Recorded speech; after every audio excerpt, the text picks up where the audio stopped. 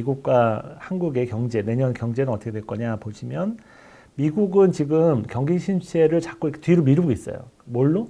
재정을 막 투자해서 계속 정부가 돈을 찍고 돈을 풀어가지고 그 경기 침체를 막고 있단 말이에요. 원래 사이클상으로는 경기 침체가 벌써 왔어야 돼요. 왔어야 되는데 이 바이든 정부가 이 선거를 위해서 엄청나게 이제 세게 재정 부양을 한 거거든요.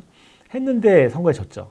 참 슬픈 일인데 어쨌든 그렇게 돼가지고 이제 지금 경기 침체가 자꾸 뒤로 미뤄지고 있는데 경기 침체는 어떤 걸 보면 제일 확실하게 알 수 있냐면 요 총 취업자 수 고용 지표 중에 전월 대비해서 총 취업자 수가 마이너스가 나면 그러니까 감소하면 확실한 경기 침체가 오는 거예요. 근데 지금 보시면은 이렇게 총 취업자 수가 늘다가 이렇게 줄 때, 여기 보면 줄 때죠. 늘다가 이렇게 줄 때, 이때가 다 이제 경기 침체가 오는 거예요. 쭉 늘다가 줄었죠. 코로나 때 경기 침체 왔고 지금은 이렇게 늘다가 이렇게 꺾이고 있어요. 그러니까 조금 지나면 이렇게 되겠죠. 이렇게 되겠죠. 지금 흐름상으로 보면 이렇게 되면 이렇게 줄다가 이렇게 마이너스 날 때, 이게 2025년 하반기나 말 정도로 보여요. 지금 현재 추세로 가면.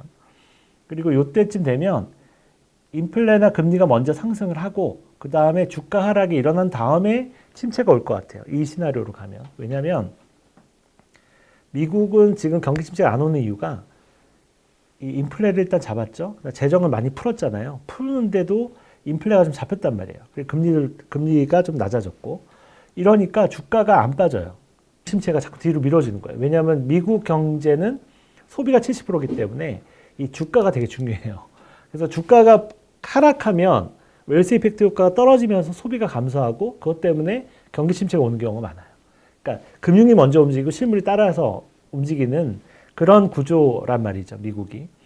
그래서 주가가 하락하려면 지금 금리나 인플레가 상승하고 주가 하락하고 그 다음에 경기 침체가 올 가능성이 높기 때문에 경기 침체의 순서는 제가 봤을 때는 조금 내년 말 정도. 저는 내년 상반기로 저희가 보고서에서 계속 예상을 했었는데 지금 트럼프가 되고 나서는 조금 더 뒤로 미뤄지지 않을까 이렇게 보고 있습니다. 그래서 순서는 먼저 인플레가 좀 발생을 하거나 아니면 금리가 10년물 금리가 4.6인데 4.5인데 이게 이제 5%로 접근해 가면서 주가를 폭락시키고 주가를 폭락하면서 이제 소비가 줄고 경기 침체가 오는 이런 시나리오를 좀 가지 않을까 생각을 하고 있고요. 우리나라 경제는 이미 이제 경기 침체로 들어가고 있어요. 이렇게 보시면은 이게 이제 우리나라 경기 사이클인데 이미 2024년 9월에 이제 이 피크를 쳤고요. 그래서 반도체 지금 나빠지고 있고 삼성전자 주가가 막 급락을 하고 있잖아요. 그래서 저희가 2024년 올해 4월 달하고 7월 달 두 번에 걸쳐 가지고 84,000원대 삼성전자를 좀 파는 게 좋겠다 이렇게 계속 코멘트를 드렸는데 왜 그러냐면 이때가 경기 피크였기 때문에 그래요. 우리나라 경기는 반도체를 따라가기 때문에 경기 피크를 치면 반도체가 나빠지거든요. 그래서 조금 빨리 팔자 했던 게 4월이었고요. 그 다음에 이제 그 이후로 좀 빠졌다가 삼성전자 주가가 다시 한번 84,000원대 올라온 적이 있거든요. 그때 한 번 더 얘기를 한 거죠. 지금은 이제 5만 원 초반까지 내려왔는데 최근에 삼성전자 때문에 얘기가 많은데 저희는 삼성전자는 이제 앞으로는 좀 장기적으로 안 사는 게 좋다고 생각을 하고 있어요. 이제 삼성전자 시대는 좀 간 게 아닐까. 앞으로 지난 한 20년간 굉장히 컸는데 잘못하면 일본의 소니나 또는 뭐 그 노키아 같은 기업이 될 수도 있다. 삼성전자가 이제 그렇게 좀 약간 비관적으로 보고 있어요. 장기적인 경쟁력이 너무 떨어지고 있고 앞으로 마켓쉐어를 뺏길 일만 남은 것 같고 그 다음에 리더십이 너무 약해졌고 그래서 저 큰 등치가 그런 상황이라면 오히려 작은 등치의 동물보다 빨리 죽거든요. 공룡이 더 빨리 죽듯이. 그래서 큰 덩치의 기업이 어떻게 저렇게 나빠질 수 있지? 이렇게 하면 안 돼요. 큰 기업일수록 나빠질 때 더 빨리 나빠지거든요. 그래서 저는 삼성전자를 그렇게 보고 있어요. 그래서 앞으로는 제가 이제 2020년인가 21년에 그때 삼성전자 5만 원대까지 폭락했을 때 10만 원에서 그때 이제 삼성전자 사드렸는데 그리고 요번에 이제 8만 원대 팔아드리고 이제 앞으로는 삼성전자 사지 마시라고 말씀을 드렸는데 장기적으로 그냥 차라리 나중에 많이 빠졌을 때 우리나라 시장이 반도체를 사고 싶으면 하이닉스 사는 게 좋은 것 같아요. 삼성전자보다는 하이닉스가 훨씬 더 낫다. 이렇게 보고 있고요. 삼성전자 뭐 저점을 물어보시는 분들이 많은데, 그래서 제가 볼 때는 저점이 뭐 어디인지는 정확히는 알 수 없는데, 한 4만 원대 초반 또는 4만 원대 중반 정도, 그 정도면 뭐 저점이라고 볼 수도 있다. 밸류에이션상 이렇게 보고 있습니다. 그래서 요번에 이제 우리나라 경기는 이제 침체로 이제 들어가고 있고요. 그 다음에 꺾였고, 언제까지 침체냐? 우리나라 경기 사이클이 부터 1년 반 정도 되거든요. 2026년 9월. 그러니까 내년 후년 가을까지 경기가 하방이고, 이 하방 경기 동안에 내수는 거의 이제 지금 붕괴되고 있죠, 이미. 도소매 판매가 거의 20%씩 줄고 있으니까, 분기별로. 아, 이거는 심각합니다. 지금 내수는 뭘 해도 지금 안 좋고요.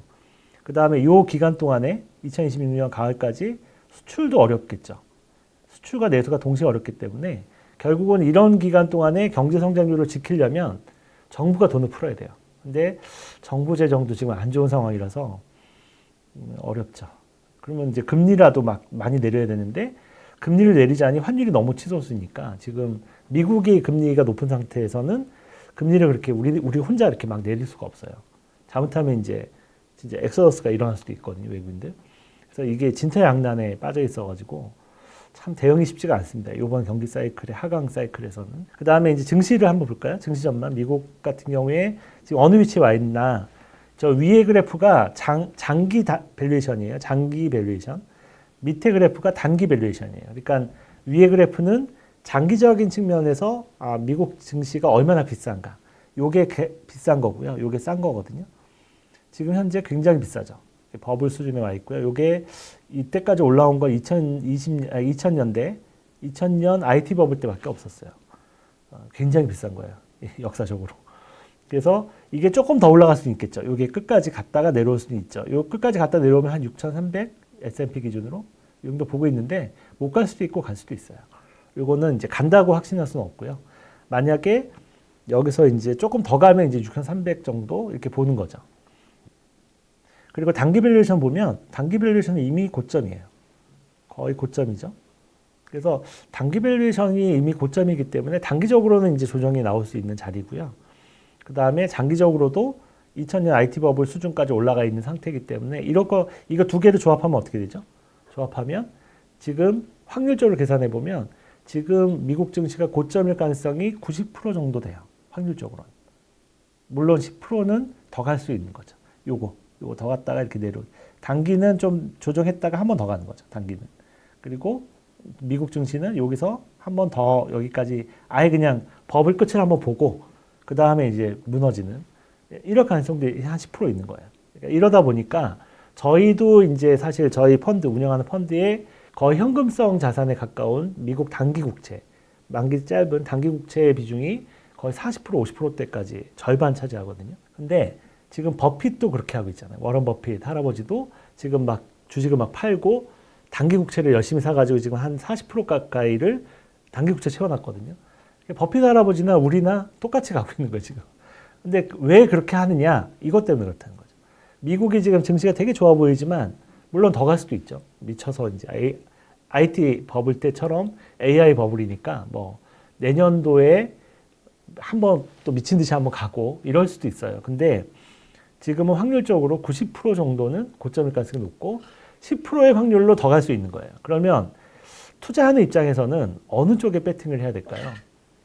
네, 이쪽에 배팅을 해야죠. 90%에다가. 그래서 좀 안전하게 해놓고 이제 이게 비중을 좀 줄여서 미국 증시에 배팅을 해놔야 마음도 편하고 만약에 이제 이게 부러졌을 때도 방어가 될 거 아니에요. 그러니까 지금은 약간 보수적으로 가는 게 좋고 그렇다고 뭐 주식을 다 비우는 건 아니고 이게 좀 남아있을 수 있으니까 뭐 일부 비워놓고 뭐 가면 좋고 안 가도 나는 안전자산 많이 갖고 있으니까 주식 빠지면 더 많이 사야지 마음이 편하잖아요. 그러니까 지금은 그래야 되는 시기라는 거죠.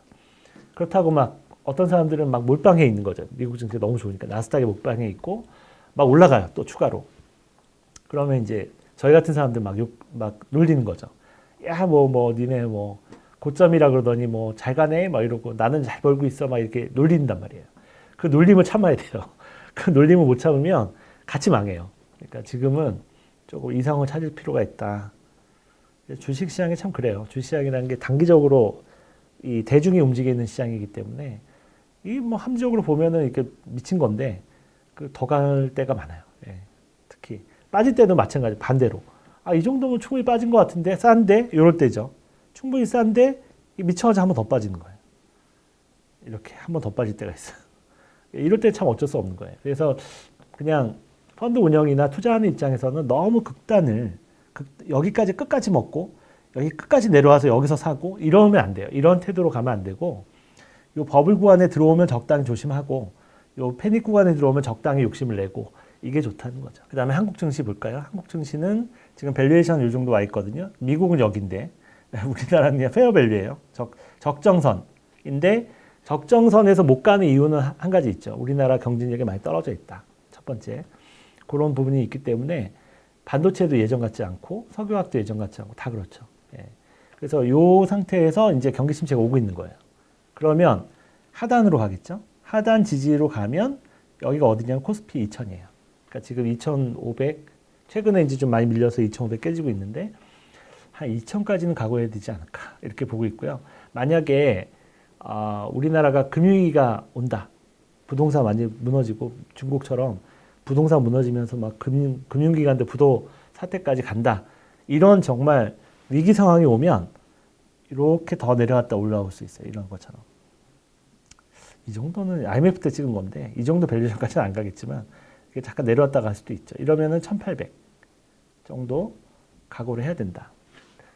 요게 이제 2000에 가는 2000포인트 저점 시나리오로 보면 원달러 환율이 1600원대이고요. 그다음에 만약에 원달러 환율이 그때 아까 더 오버할 수도 있다고 했잖아요. 위기가 오면. 그래서 뭐 1700, 1800까지 오버를 단기적으로 하면 코스피는 1800까지 밀릴 수도 있다. 거의 뭐 비슷해지네요. 이게 원래 코스피 지수랑 환율이랑 이렇게 크로스 일어나는 거 제일 무서워하거든요. 진짜 위기예요, 그거는. 환율이 막 1800원 올라가고 그 다음에 코스피 지수가 막 내려와서 1800 와 있고 이게 조우를 이때 했거든요. IMF 때. IMF 때 한번 조우를 했었고 이때도 한번 했을 거예요. 2008년 금융위기 때도. 이때도. 이거 제일 무서워해요. 다들. 그래서 요거가 비슷하게 가지 않을까? 이 정도 시나리오를 보고 있어요. 이거는 뭐 정확하게 이렇게 간다고 얘기할 수는 없는데 그냥 베이스 시나리오로 그 정도 보고 이제 대응을 하는 거예요. 상황이 바뀌면 또 전망이 바뀔 수도 있는 거고. 하여튼 2000 초반까지는 좀 각오해야 된다라고 생각을 하고 있습니다. 내년도에. 그다음에 증시의 저희 모멘텀 지수, 인디케이터가 이제 요거는 모멘텀 지수인데 이렇게 펀더멘탈하게 지금 꺾이고 있죠. 이렇게 꺾이면 이제 약세장이 오는 건데 꺾이면 약세장이 와요. 근데 지금 이렇게 올라왔다가 이제 꺾이고 있어요. 다음 달 되면 확실히 꺾일 것 같은데 이러면 이제 주시장이 여기서 이렇게 했다가 이제 이렇게 가겠죠. 그래서 방향성 지표도 전반적으로 좀 확인을 시켜주고 있다. 그래서 방향성이 꺾이고 있으니까 여기서 이렇게 가는 것보다 이렇게 갈 가능성이 높은데 그렇게 이렇게 가면 어디까지 갈 거냐? 그럼 밸류에이션 보니까 하단 정도 찍으면 한 2000 초반 정도 보이겠네. 그러니까 최악의 경우 2000 초반 정도 위기가 발생하지 않는 이상 그냥 경기 침체 정도로 끝나면 그래 2000 초반 뭐 2100 정도면 사볼만 하겠다. 그때 뭐 하이닉스를 좀 사도 괜찮겠죠. 삼성전자 말고 하이닉스를 사시는 게 좋아요. 저는 하이닉스가 되게 앞으로 좀 좋을 것 같아요. 요번 장 저점 때 하이닉스를 잘 사면 뭐 괜찮지 않을까 싶습니다.